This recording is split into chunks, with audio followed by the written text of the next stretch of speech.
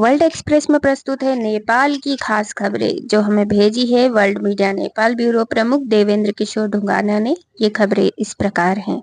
नेपाली सेना के एक सी 3436 नंबर के ट्रक में आग लग गई।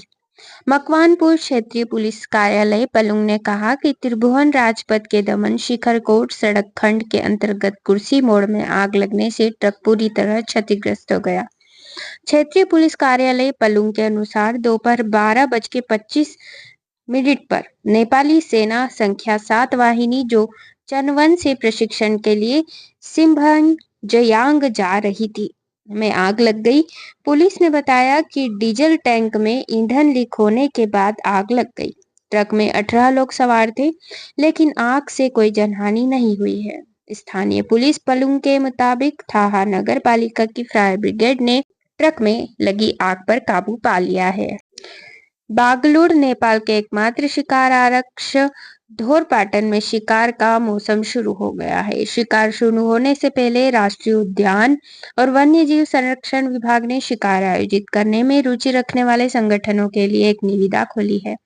विभाग के मुताबिक वित्तीय वर्ष 2024 और 25 के पहले सीजन के लिए 12 नौर और 8 झारल के शिकार के लिए टेंडर खोले गए हैं।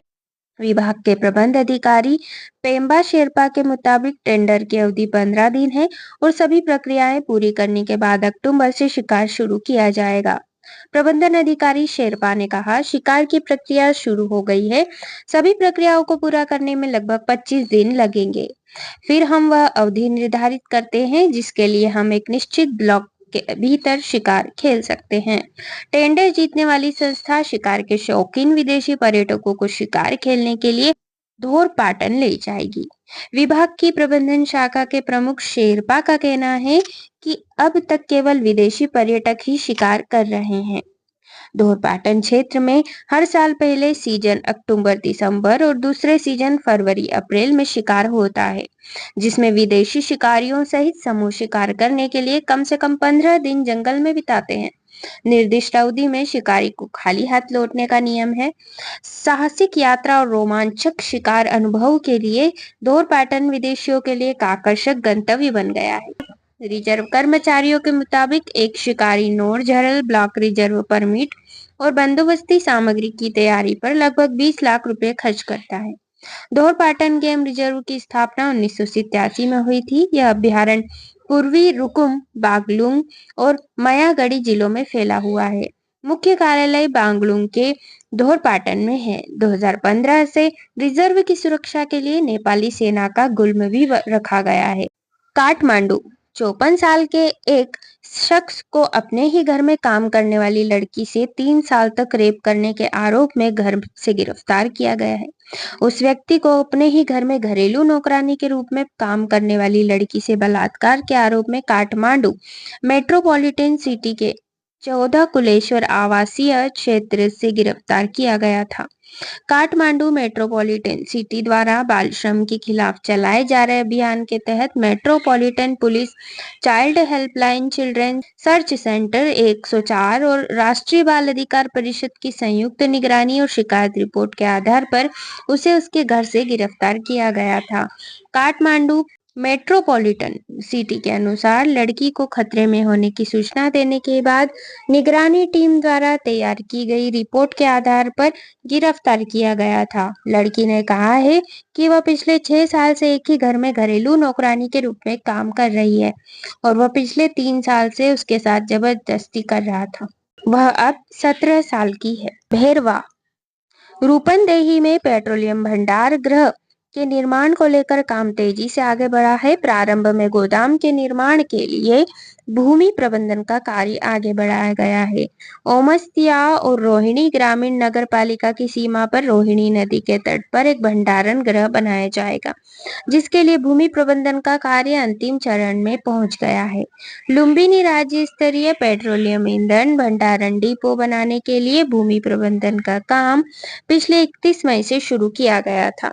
नेपाल ऑयल कॉरपोरेशन के उपनिदेशक और भंडारण निर्माण परियोजना के समन्वयक इंजीनियर प्रदीप यादव के मुताबिक निर्माण स्थल पर गैबिन और रिटेनिंग दीवार लगाने का 80% काम पूरा हो चुका है। निर्माण स्थल पर रोहिणी नदी में बाढ़ से होने वाले नुकसान को रोकने के लिए गोविंदसो रिटेनिंग दीवारें बनाने का काम शुरू कर दिया गया है।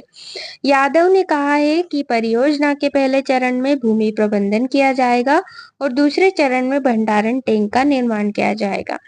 निगम ने 3 ठेकेदारों के माध्यम से भंडार गृह की भूमि प्रबंधन का कार्य जारी रखा है। यादव का कहना है कि हालांकि गोदाम निर्माण स्थल पर दीवार बनाने और जमीन की तैयारी का काम पिछले जून के अंत तक पूरा करने का लक्ष्य रखा गया था, लेकिन रोहिणी में लगातार बारिश और बाढ़ के कारण इसमें देरी हुई है। निर्माण स्थल पर 6 मीटर ऊंची 620 मीटर गेबियन और उत्तर की ओर 4.2 मीटर ऊंची 150 मीटर लंबी रिटेनिंग दीवार स्थापित की गई है। गोदाम को बाढ़ से बचाने के लिए परियोजना स्थल से लगभग 180 मीटर ऊपर एक और गेबियन दीवार भी लगाई गई है। निगम के अनुसार पिछले 50 वर्षों में रोहिणी नदी में बाढ़ की स्थिति का आकलन करने के बाद तटबंध का निर्माण किया गया था। 1 माह के भीतर जमीन की सुरक्षा के लिए दीवार बनाने और मरम्मत का काम पूरा कर परिसर का निर्माण शुरू करने की योजना है। करीब 3 अरब रुपए की लागत से गोदाम का निर्माण शुरू किया गया है। नेपाल के संस्कृति पर्यटन और नागरिक उड्डयन मंत्री बद्री प्रसाद पांडे और चाइना सदर्न एयरलाइंस के प्रतिनिधियों ने भैरवा और पोखरा अंतर्राष्ट्रीय हवाई अड्डों पर हवाई उड़ानों के मुद्दे पर चर्चा की। पर्यटन मंत्रालय के अनुसार चाइना सदर्न एयरलाइंस के प्रतिनिधि ने गुरुवार 5 सितंबर को सिंह दरबार में मंत्री पॉन्डेसम से मुलाकात की और कहा कि वे पोखरा और बेरवा के लिए उड़ान भरने के लिए उत्साहित है। स्रोत ने कहा है कि चाइना सदर्न एयरलाइंस, जो 40 से अधिक देशों को सेवा देने वाली चीन की प्रमुख एयरलाइनों में से एक है, नेपाल में भी अपनी सेवाएं संचालित कर रही है। एयरलाइन, जो वर्तमान में चीन के गुआंगझो से काठमांडू के लिए नियमित रूप से उड़ान भर रही है, ने पोखरा और बेरवा उड़ानों के लिए मंत्री पांडे के नीतिगत सुधारों की प्रशंसा की। मंत्री पांडे ने पोखरा और भैरवा अंतर्राष्ट्रीय हवाई अड्डों के लिए चाइना सदर्न एयरलाइंस की उड़ानों का स्वागत करते हुए कहा, मैं पर्यटक राजधानी पोखरा और भगवान गौतम बुद्ध की जन्मस्थली भैरवा में आपका स्वागत करना चाहता हूँ। इसमें द्विपक्षीय संबंधों के विस्तार में भी फायदा होगा।